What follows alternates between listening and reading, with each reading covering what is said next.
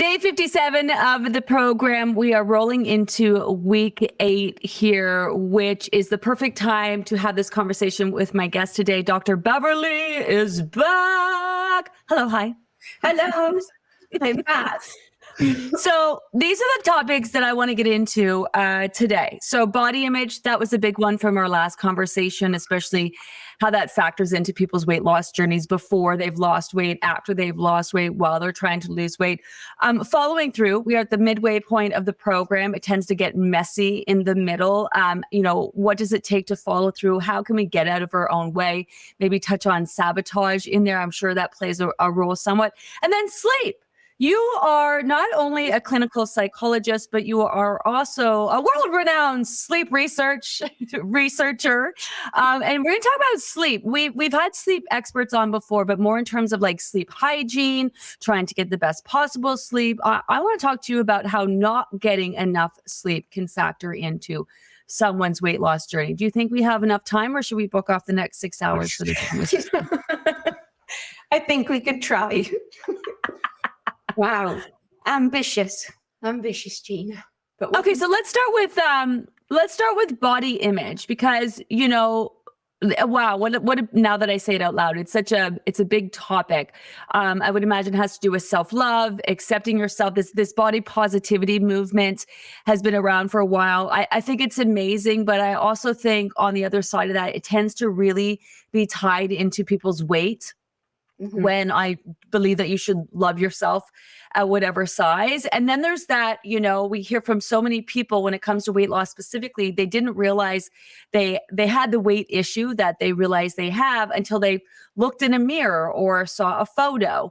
And then on the other side of that, even when you lose your weight, it can be hard for you to reconcile that you've lost the weight and you still think that you're this person that you saw in that photo before. So how do we even approach this? Where do we start with this conversation?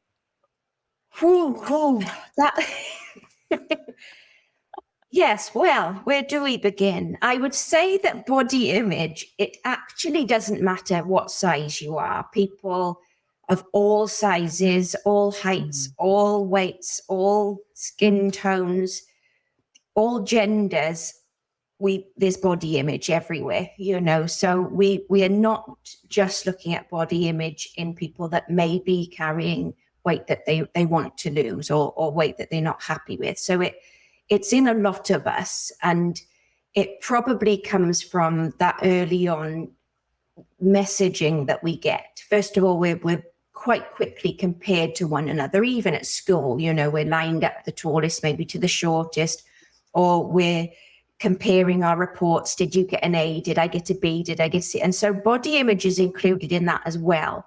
Whether we're, tall, whether we're above average, less than average, and things like that. And I think we just start absorbing this. And that part of that, the brain that I talk about so often, is on the lookout to, am I fitting in? Am I adequate? Am I good enough?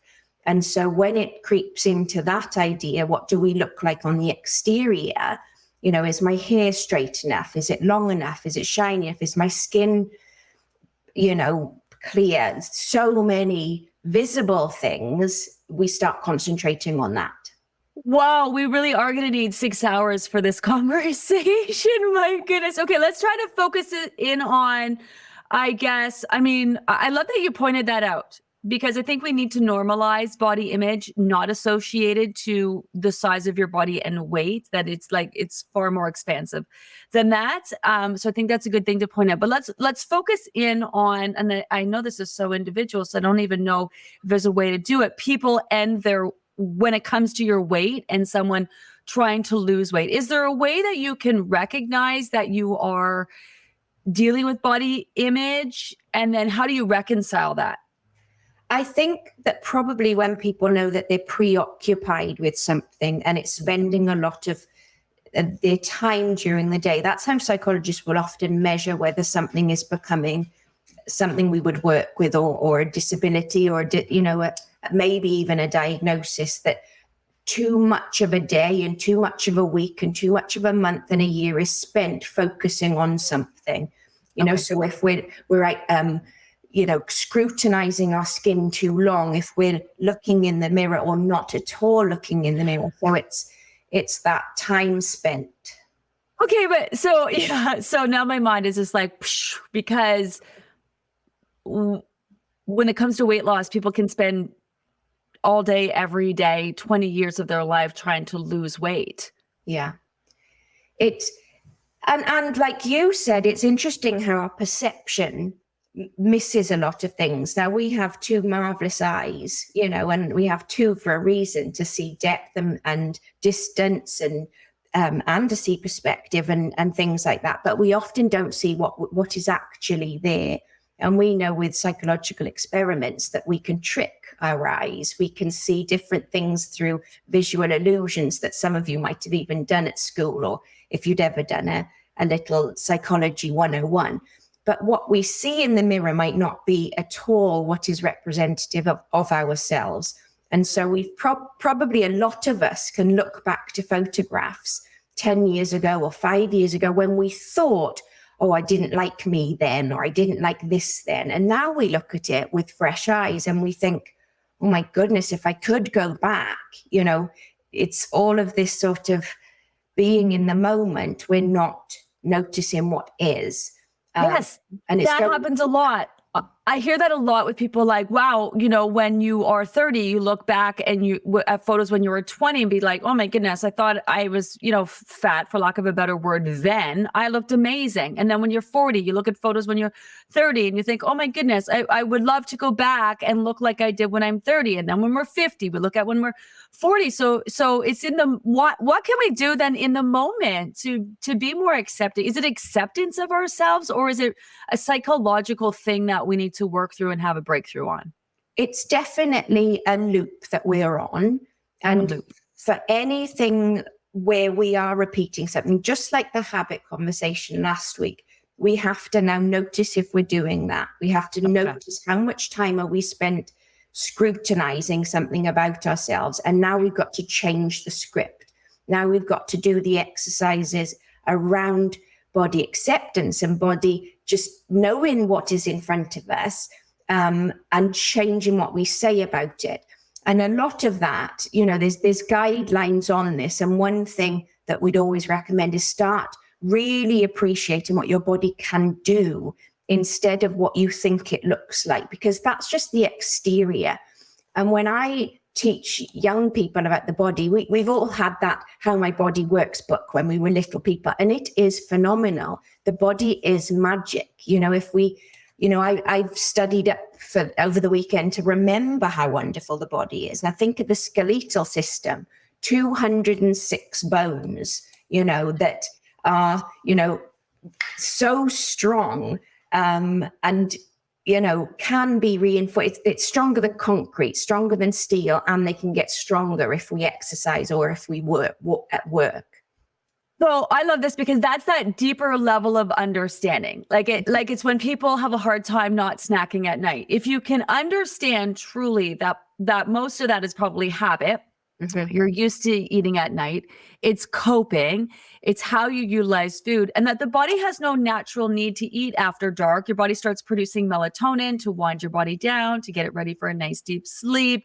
Digestion takes a lot of work. So I think if you have that deeper level of understanding, then you have that, maybe that more of an appreciation or just understanding in general with what you're dealing with, that'll help you at least get an in to what you need to work through. And it's redirecting the negative thoughts, because if you're looking just at the exterior, you're missing the marvelous body. Mm-hmm. We really are. I could list it out, well, if I've got little notes to remind me, if I think to say like the brain is only 3 pounds and it contains 1 billion nerve endings. Yeah. Okay, so that's just amazing just to think about. The heart, to think about that tiny little 11-ounce organ, a muscle, pumping 3,000 gallons around every day, our bodies, beating 2.5 billion times over an average lifespan, okay, at a pace that any other muscle would just fatigue out. And how amazing it is, because it has two sides, one that can pump so hard that it can circulate the blood around the whole body to oxygenate us, and the other side so gently that it doesn't hurt our lungs. It's Okay. so intricate. And if we focus on this amazing body, then we're going to start replacing those negative thoughts. Okay, I see where you're going with this, because this is like you wake up in the morning, you have that negative thought, I'm a failure, I suck, I whatever. So then you're throwing out, no, I'm not, I'm showing up, I'm proud of what I'm doing. I And these woke kind of up. things. That's what we want to say. I actually woke up. That's incredible. You've slept, Right. you've woken, and your body works, and you're able to sit up in bed, and you're able to get out of bed. Your bladder works. You go and have a wee. All of these incredible things are we're just missing them. We're thinking, what is my body lacking, instead of what is my body doing? It's so incredible. So let me summarize this, because what you're saying is, when it comes to body image, appreciating your body, having that deeper level of understanding at how it works and how truly amazing it is, will sort of create this appreciation at the very least, or love for the fact that you woke up, or your body does this, your body does that. So very similar to when we're having those negative thoughts about ourselves, we throw positive thoughts about ourselves to kind of to capture it, cancel it and correct it. So when it comes to body image specifically, one of the ways that you can do that is focus more positively, but this morning I need coffee. Positively focus on wonder of our body. On how it actually functions and how amazing it is. Okay, I think that's really important. Okay, love that. Okay. And in psychology, we don't mind us being able to have two statements. We might want to lose some weight, and our body is marvelous. I might want to lose some weight, but my body is moving me around and helping me get to work. So we are allowed to have both, but we need to start having this and it can see through the window, and it can hear the birds, and it can smell the roses. It's so incredible. That's really important, because I say this all the time. You can love yourself and still want to lose weight. Perfect. That's just perfect. That is a wonderful statement. Okay, but the issue then is more that we can love ourselves and still want to lose weight, but we tend to focus more and be proactive on the weight loss part of it rather than on the love ourselves part of it. A lot of people will think, like last week's talk, if this, then, if I, was this, or if I lost this much, I would be this. And we've got to think, you are already wonderful. You're already good enough. You just want to strive for maybe health or a trip or longevity, but your body is already serving you. So we don't want to beat it up. Otherwise it's going to create, we haven't talked much about it, but the stress hormones, and I'm sure you've covered that, the cortisol, and that is not good for the body feeling safe and sound to be able to be healthy. Cortisol will then help you retain weight. So we want to have a body that is happy in its own skin. Okay, so how do we know it's failure or body image or what? So I get up this morning and I'm trying to be healthier, and my stress levels are crazy. My stress has been crazy and my hormones are off, and I got all this going on. And, this weekend I shut her down and I was active and I gardened and I stayed off my phone, and I feel amazing and I'm so proud of myself. And I get up and I'm like, wow, what a wonderful day. And I had such a great weekend. And I get on the scale and it's showing not only that my scale isn't down, it's not up. And I immediately get funky about it. I'm like, well, what is that? What is that? Is that body image where I'm like, or is that feeling like a failure, or what is that? It's tricky because it might be focusing on the wrong thing.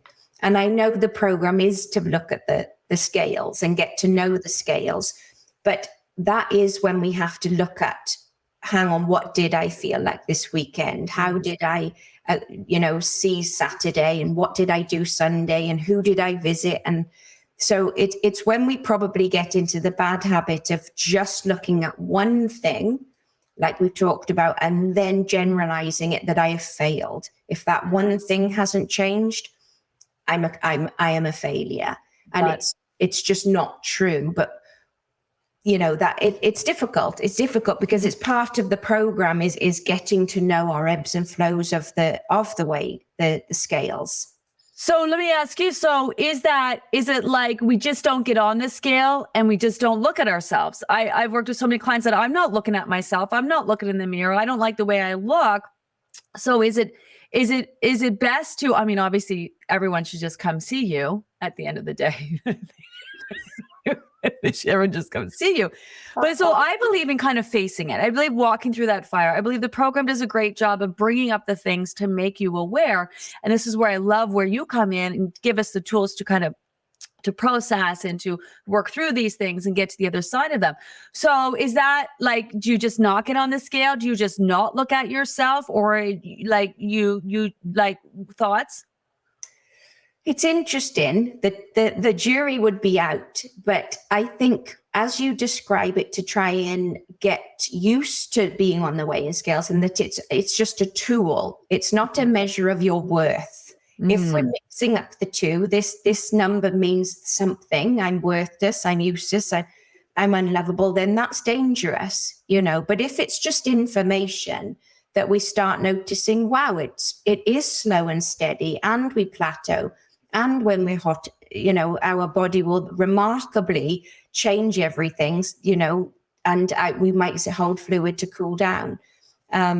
So if we're using it for that reason, good. But if we're just watching it and thinking it's just not changing, we're whipping ourselves with it, then it's counterintuitive. Yeah. Okay. I mean, we're here. We might as well do the work. That's really what this is all about. Yeah. Okay. What about I lost a bunch of weight. I used to be an extra large. I'm now a medium. I go into the store. I'm just pulling this off of one of the comments that I'm seeing, and I try on the clothes, and there's a couple things happening. People will pull out the XL, even though they're a medium, and not even be like and then they have to try on smaller. Like they're trying to reconcile this one. Body image is the hardest part at this point for me. I try going to stores to buy new clothes. I've gone from an XXL to a medium. I try things on, look in the mirror, and 90% of the time I leave with nothing. Went with a Libby Loser friend. She encouraged me, or made me actually purchase 3 things. However, I tried on a fitted dress and everyone at the store said it looked great, but I just couldn't buy it. This whole body image thing is so hard. Yeah. Like you lose the weight and you still struggle. Is that because it was never about the weight to begin with, your body image? Probably because it's probably a mix. It's so deep. We all know people that have told stories about even when cosmetic surgery is done, the person doesn't feel any different. Yeah. So it does start inside. It starts loving yourself inside and realizing that this uniform we wear through our lives is just that. It's to get us through day to day. It's a vehicle. And if we can find other things that we enjoy, friendships, occupation, family, hobbies, and things like that, we're going to take the focus off external body image. But that, of course, when we're so used to going into a store and not being happy with the result or reaching for a particular size, that's going to be absolutely habitual, And then it's practice. It's slow and steady and extinguishing those old patterns. Oh, okay. Because just because you've lost the weight physically doesn't mean that things have changed mentally. So if you used to go into a store, you tried on the clothes, you hated everything, and that chances are you go back into that store, even though you've lost the weight, you still hate everything. Yeah. What's this one? I still wear baggy clothes 3 times too big. I just cannot wear tight clothes. Yeah.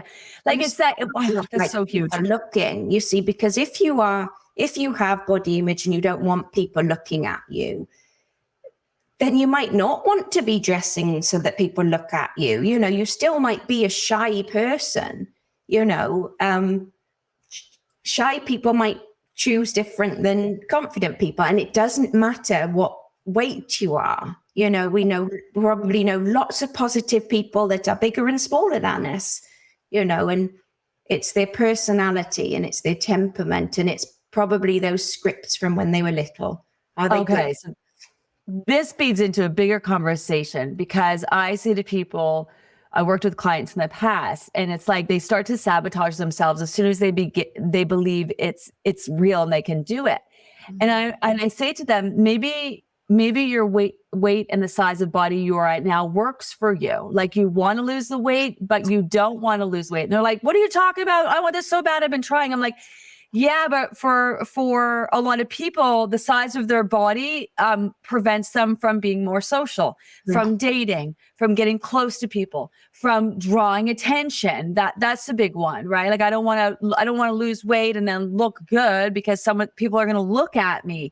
So that's huge, right? Because you want to lose the weight, and even health-wise, you feel uncomfortable in your body, and you want to play with your kids or your grandkids, and you know all these things. But this thing is preventing you. Where do we even start with that?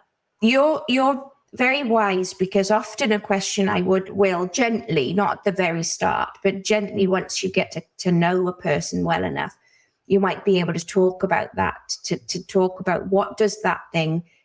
Why would you want to keep it? You know, because we get to know that part of us, even if it's a part of us that holds us, or people think holds us back, it might serve a purpose. Like you've said, anxiety might keep us safe in our house. You know, if we have social anxiety, we might not go out and put ourselves out on a public forum. And so you're right. It sort of helps a lot of people stay safe, you know, in what they think or perceive as safety. And that is true. You know, what does that mean? You know, to suddenly be social or dating or, you know, a lot of people, it's the reverse. They haven't enjoyed being seen as sexy or beautiful or, you know, had people's attention. And so they've intentionally tried to not be attractive. Maybe they were bullied for being attractive because people call them horrible things, you know, because it's everywhere. You know, people can be mean to everyone, you know, out of jealousy or out of cruelty or bullying. So how do you work through that then? How do you recognize that you are resistant to making change? Probably it's that it's hard. You know, if people come to see me, the first question I ask is why now? You know, why are you coming now? What do you hope? How would we know if it worked, if we worked well together? So we set some goals, you know, to think, what would it look like?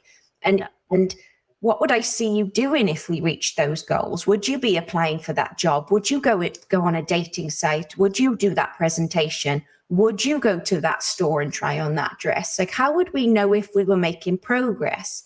Because it's really hard. We can talk all we want, but if we don't walk the walk, we didn't do it. You know, we can talk ourselves into it. But unless we step into the store, we haven't allowed ourselves to experience something new, to think it did work. I did manage it, or I was able to tolerate that discomfort. But go ahead. What I do with also psychology is, there's something called the 5 Ps that I build anybody's formulation on. And a formulation is their map, what's going on for that individual person. So the first P is the word presenting. What are they coming to me with? What are they presenting with? And they might say, I'm presenting with anger, anxiety. They might present with low self-esteem, or that they are presenting with that they can't keep a job. They keep getting fired. So there's the P that they believe is the presenting thing, but I'm always cautious. I say that always appears maybe obvious, but maybe it's deeper. You know, maybe it's self-worth, maybe it's attachment, maybe it's all sorts of things, but that's the iceberg. You know, they might come and say, could you help my little boy? He's really, you know, angry all of the time. Or maybe he's sad. Okay, so we might label it as angry, but it might be sad. So the second P, and that first P, the presenting, is what our goals are around. Well, let's help move these. The second P is the predisposing factors. So that's your early on stuff. That's your when it's nature nurture. It's what you were born with. It's how epigenetics comes down. So we are created from our ancestors. So if we look at our family tree and there's been famine, or if there's been war, then our body is going to have changed along the way. We also want to see what kind of parenting did you have? Did you have good enough parenting?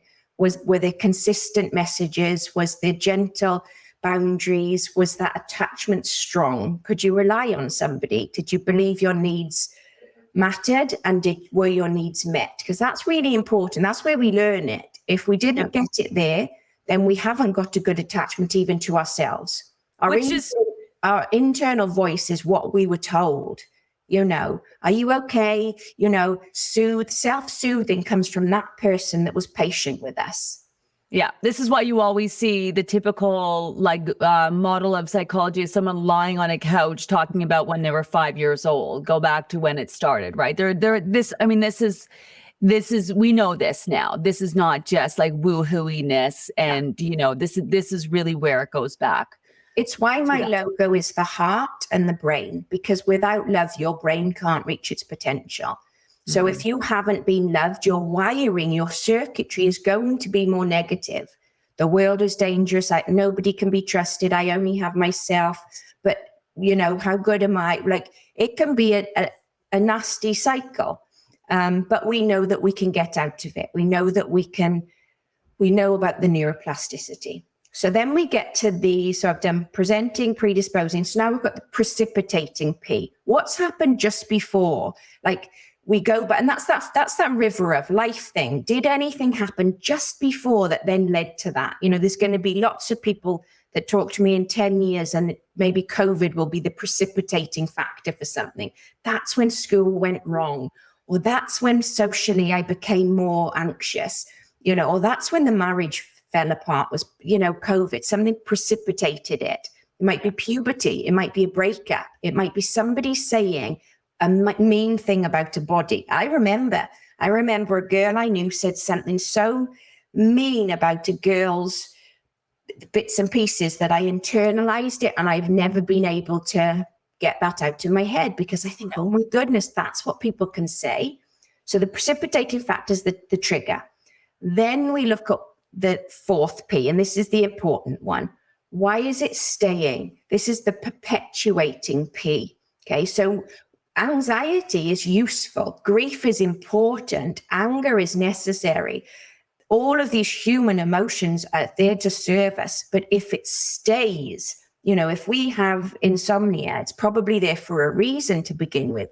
But if it stays for 20 years, then I've got to think, what is perpetuating this? Why is it happening? People will say, well, my sleep went wrong when I had my children 20 years ago, and it's never got back on track. So then I'm looking at the cycle. I'm thinking, okay, what are we doing? Are we concentrating too much on sleep? Are we doing nothing because we're too tired? Are we drinking too much coffee?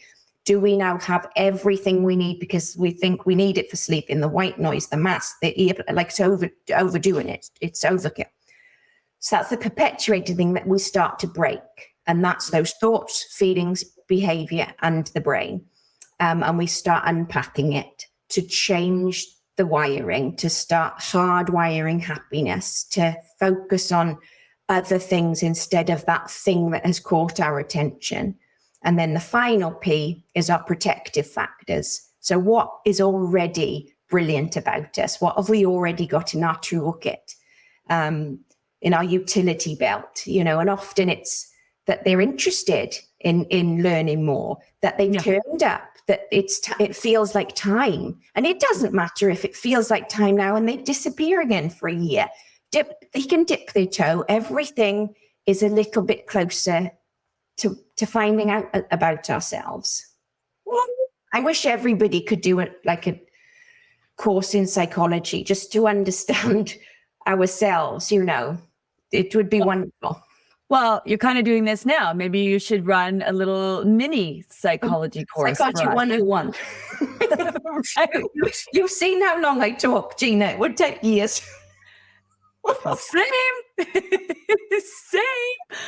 I mean, I love this so much. And this is what I love about the program too. It's so much more than what you are eating and when. And this is where the diet industry has duped us. Calories in, calories out, eat less, exercise more. It's so easy. No, it's fucking not. It's not easy because the physical part of it, maybe yes, follow any diet, right? Burn calories, whatever, you're going to lose that weight. I mean, there is that whole, the physical part of it, your body needing to gain it all back plus more. But deeper than that, when you go about losing weight in the right way, which is what we are doing with this program, the process, healthy, nutrient-rich foods, paying attention to our body's needs, allowing that plateaus to happen, help the body solidify the weight, all of that, it's the mental part of it.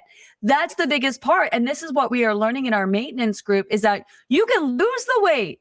Yes, and be ready physically to move on, but mentally, there's so much more work to do. In fact, we know from our focus groups and Professor Ruth Kane at the University of Ottawa, who's studying the Living Method, she talks about how it seems to be so much easier for people who spent longer trying to lose weight. So someone who has 80 pounds, say they lost 80 pounds and they had to do 3 or 4 groups in order to do it. It's a lot easier for them to move on the other side, as opposed to someone who lost their weight quickly in one group tends to struggle a lot more on that maintenance part of it. I mean, all of this. Quick, it's anything quick and we might have missed the learning. We can all cram for an exam, but do we remember it the week later? Like it's, and that has been and is still a lot of weight programs. It's a quick fix, it's fast, and of course then it comes back. And then that then feeds that perpetuating cycle. I'm back here again, what's wrong with me? And then there's nothing wrong with you. It's that we didn't get to know the full you, the whole you, the inside of you, So when people keep sabotaging themselves and they say to themselves, what's wrong with me? What's wrong with me? There's nothing wrong with you. If you keep repeating this pattern, chances are you still need to work on it and then work through it. So recognizing that you're doing it is huge. Yeah. Okay. This, what you said here, without love, the brain can't reach its true potential. Full potential. Yeah. Full potential. So if we didn't get love, can we give it to ourselves? So many people are in search of love. They're wanting things from other people. I think if you can't love yourself, you can't receive love from other people. How do we, without love, your brain can't reach its potential, right? I love this. And some have to learn to give themselves a love they never got. This is from one of our members. So can you talk more about that? Because we talk about self-love. What does that mean? And it's not just taking Epsom salt baths, is it? If only it was. Our internal dialogue does come from those early experiences. It doesn't have to be a parent. It can be any attachment figure. It can be a coach, a teacher, a neighbor, a granny, a grampy, an aunt and uncle.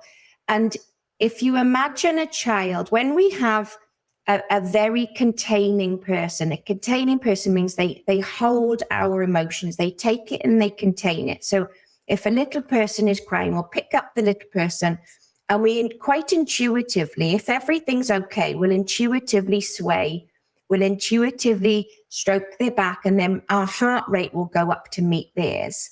And then we'll say things like, there, you're okay. I'm here. I wonder what's going on. So our voice has gone up. And this means we've met their feelings. They're listening, they're smelling, they're feeling our heart rate, and they're noticing our patience with them.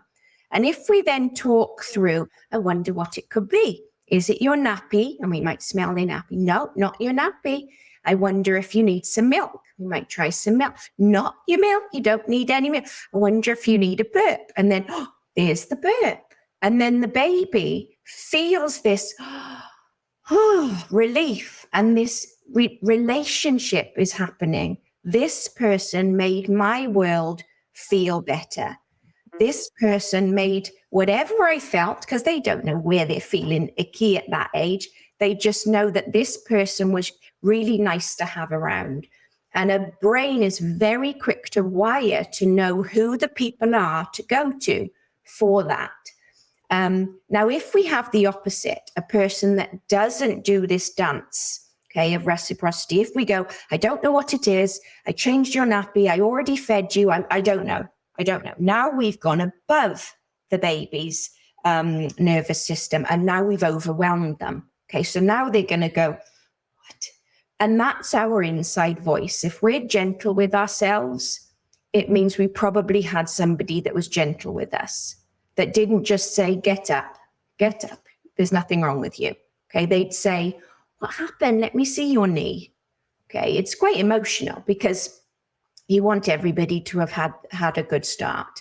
But that's our inside voice. And if we've missed it, we might miss those internal love, just, positive, unconditional regard for ourselves. So what you're saying is that our internal voice can be a learned behavior. It's what we've been taught it. Yeah, we've heard it, we've listened, we've felt it. We have no language when we're tiny apart from body language, pre-verbal language.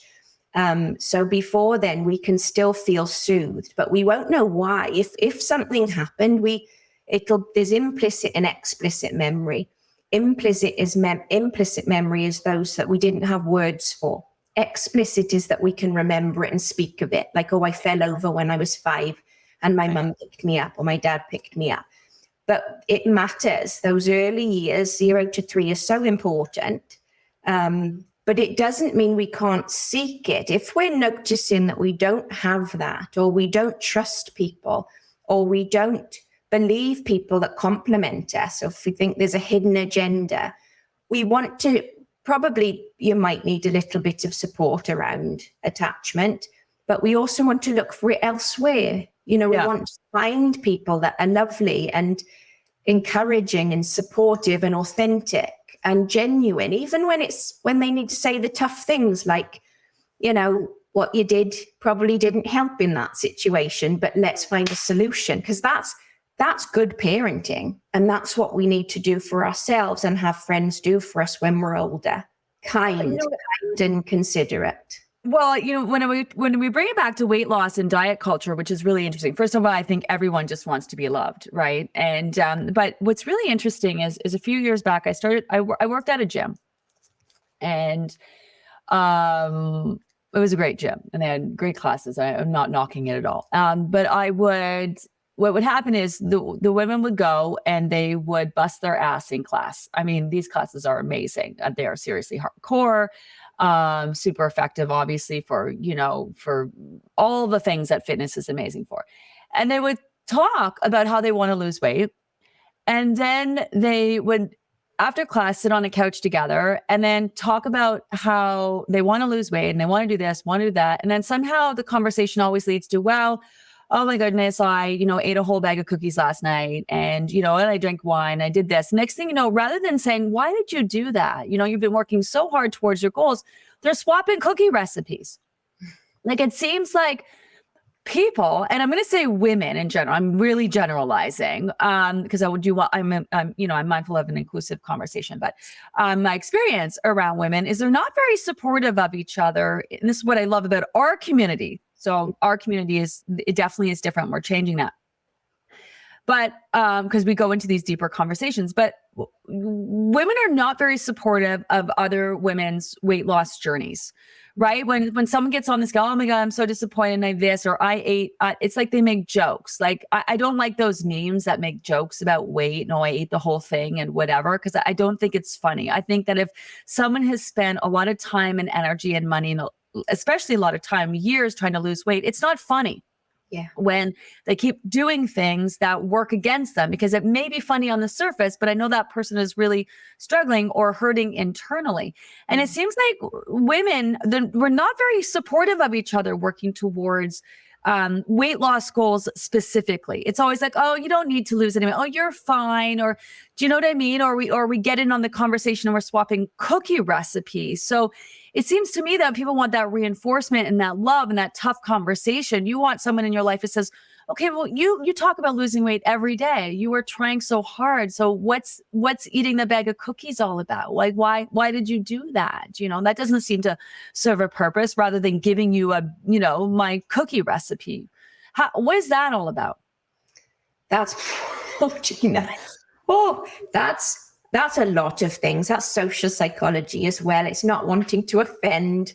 It's wanting to join in. It's wanting to not be that person that speaks up and it doesn't want to shame the person. But you are right. If it's gentle, if we know the person well enough and they've shared a goal, I'm so blessed to have such good friends. And when I was studying, one of my friends, lovely Mel, was just, she knew I was spiraling. She knew what I had to do. And she said, let's make a plan. I'm going to come over and let's put it down on paper so that if someone can be there to look after Leo.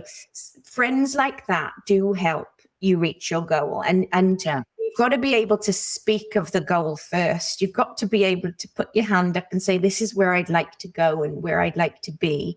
And doing it alone is really difficult. So you are right. We need cheerleaders and we need them to help us. It's why AA works. It's why when we are able to say, yes, we've been there. Yes, we've experienced, whatever that support group looks like, at least we're speaking our truth instead of, I don't really mind. I'm just eating the cookies. We do mind. You're right. There's probably, and you're probably very empathic to that. You probably can see that probably isn't the truth of what the person just said.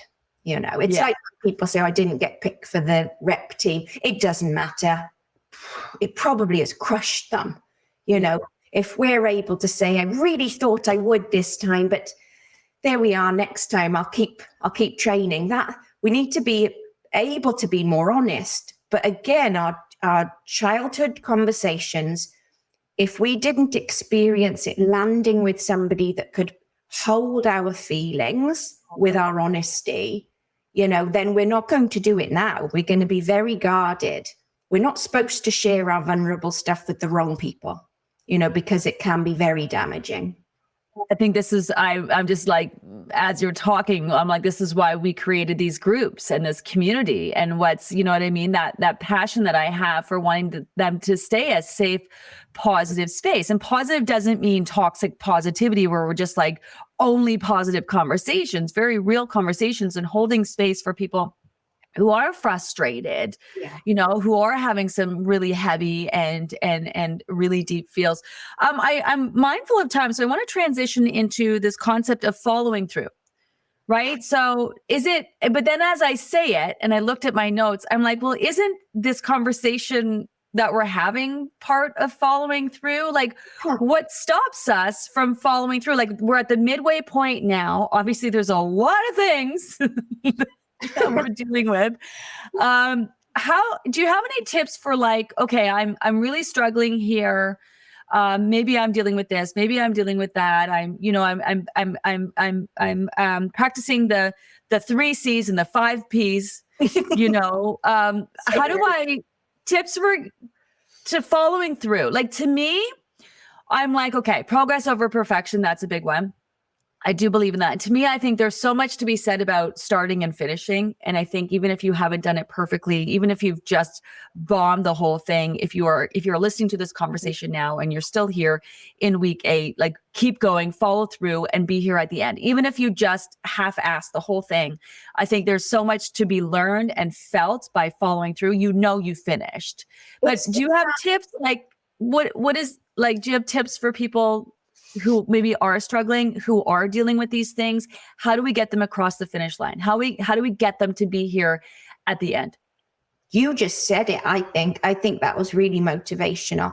You're right. Remember that Journal of Health Psychology said it, people that don't finish, their self-efficacy goes down and their belief in themselves goes down. So you're right. Follow through, be there. We've all got through school with different grades. We've all finished, maybe a running race with different times. It doesn't matter. It's the taking part that counts, But let's have a think. So psychology love drawing and we love models. So there's the models of stages of change, what readiness for change, and there's more words. So there's a pattern to it. So there's this pre-contemplative bit. There's a bit where people don't know that they want to change yet. They don't know that they could. They don't know about it. So pre-contemplative is pre-thinking about it. So everybody's probably moved already in, okay? Because when you're pre-contemplative, you're not even looking for stuff. Contemplative, you might start searching. You might think, I want a bit of difference. I'm going to look into the gyms. Is there a good fitness program out there? Is there a good, how to cook differently program out there? So we start getting a bit interested. So that's contemplative.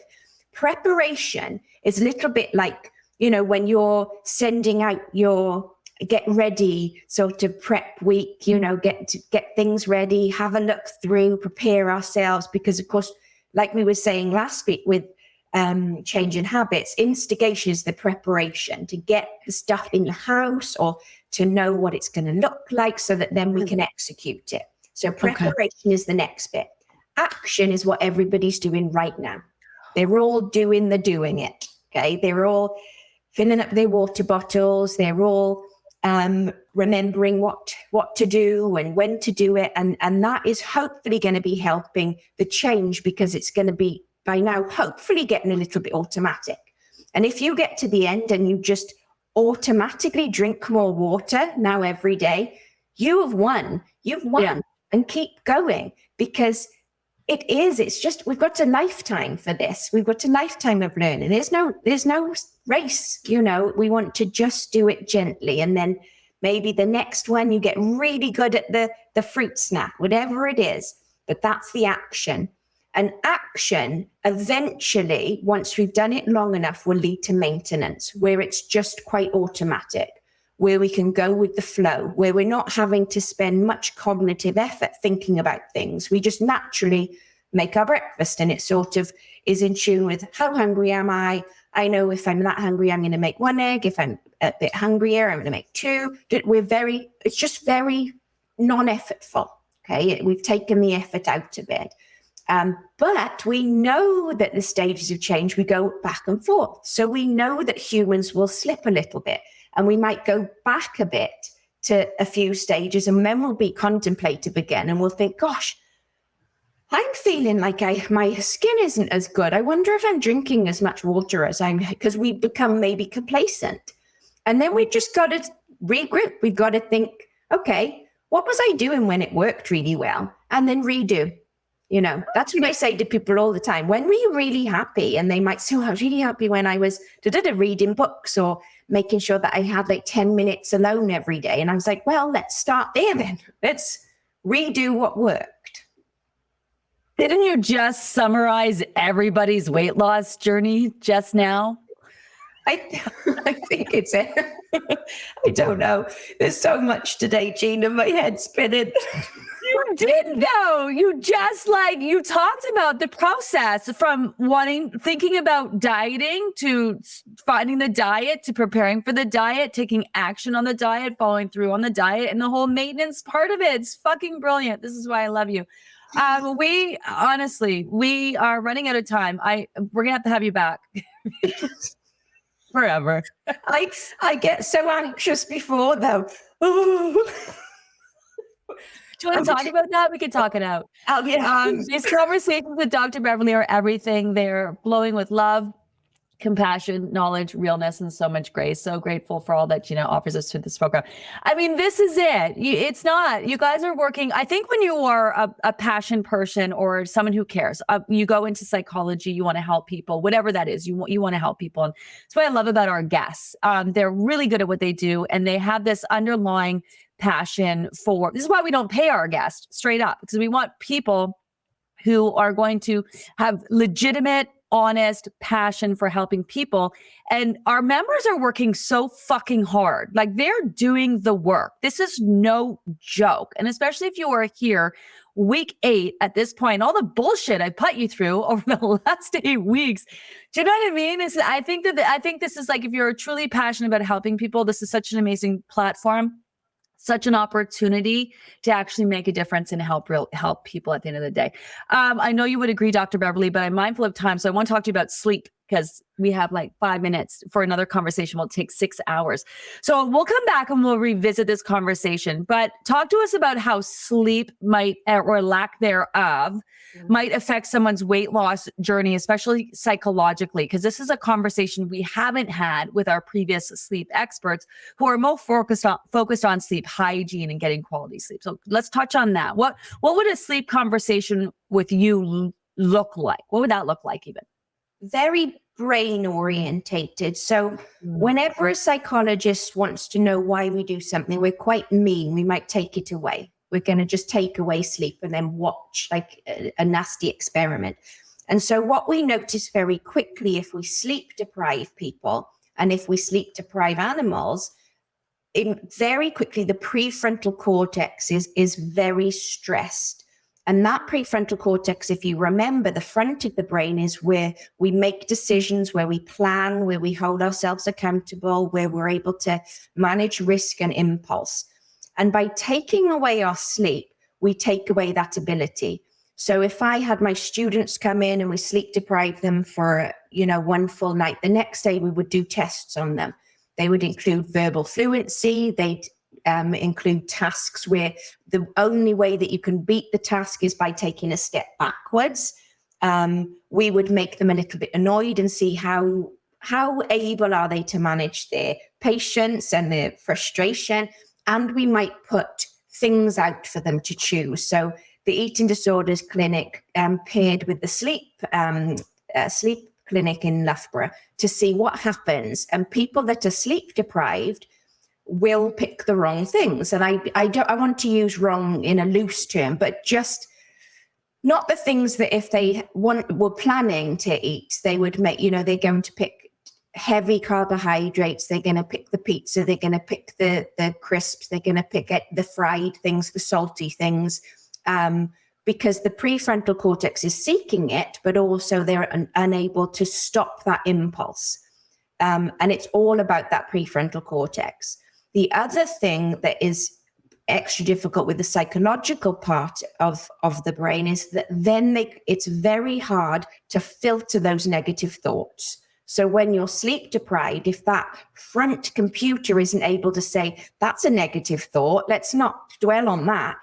They're just going to flood in. I'm this, I'm that, I'm worthless. And we're less able to hit them back with the tennis racket. So risk goes up. We might just think, okay, I'm going to eat the whole bag of crisps and another bag. I'm going to, so we make choices. Then we feel worse about them. Then we will go all or nothing. I'm this, I'm that. And it's all because we hadn't slept.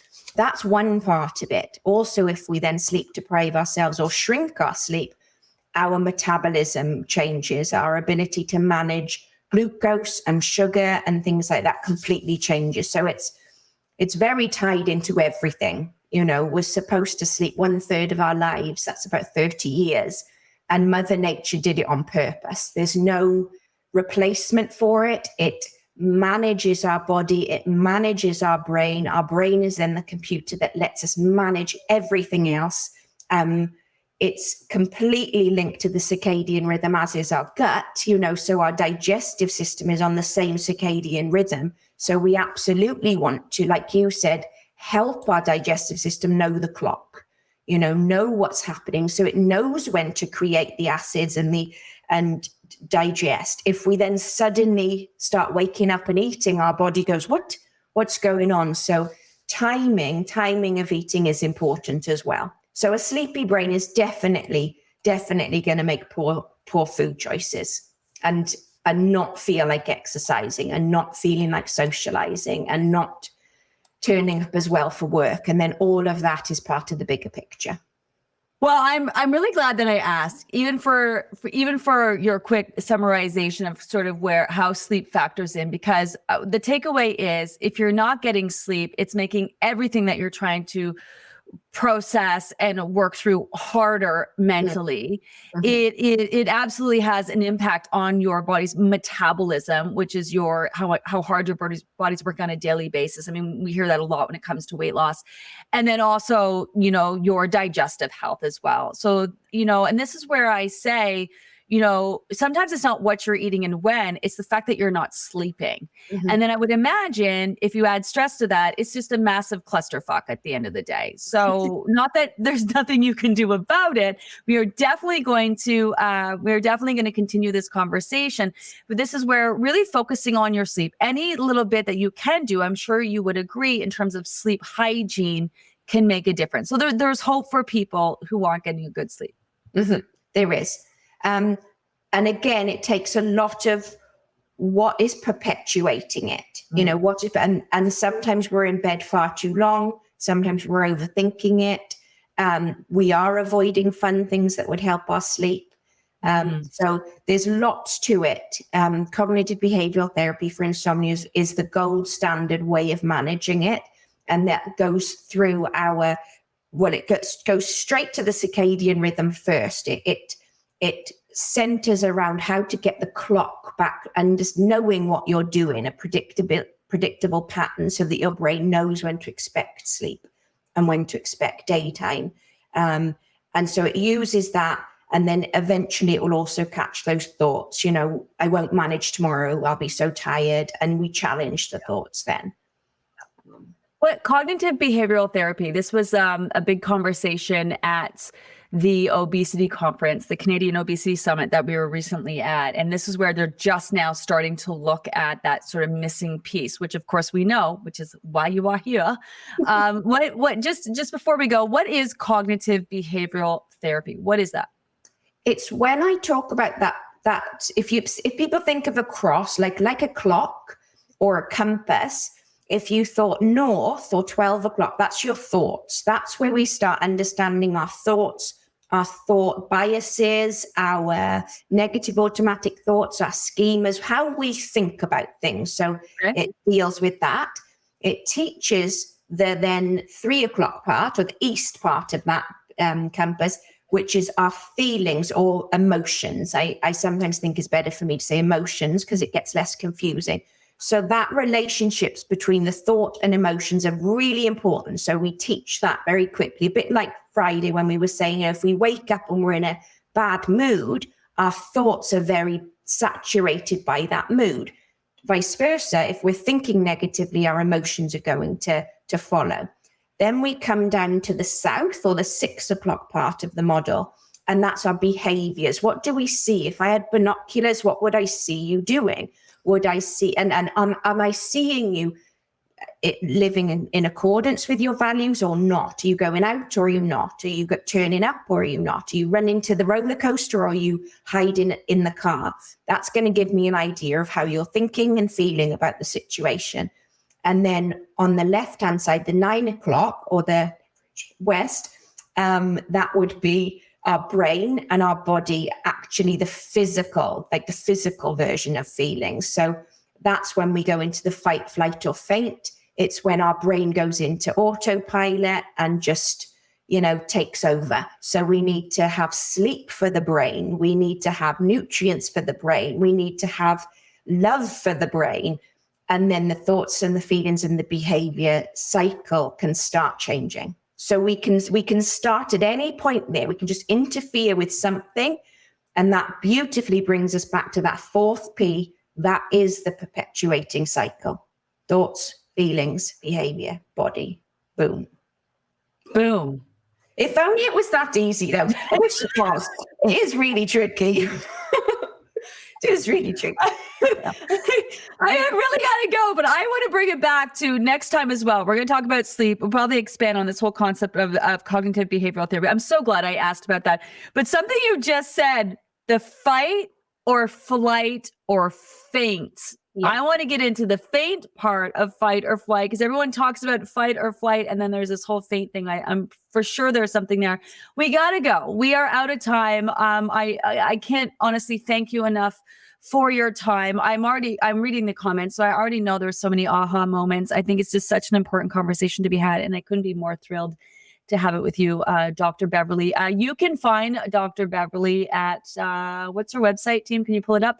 Yourpsychologycenter.ca. That's yourpsychologycenter.ca to find Dr. Beverley. Thank you, Gina. That was like fast and furious.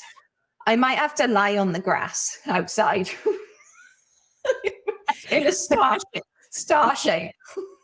It's how I roll. There's probably something behind that for sure, driving that. I love you. Thank you so much. Thanks, everyone. Thanks for joining us today. Bye-bye.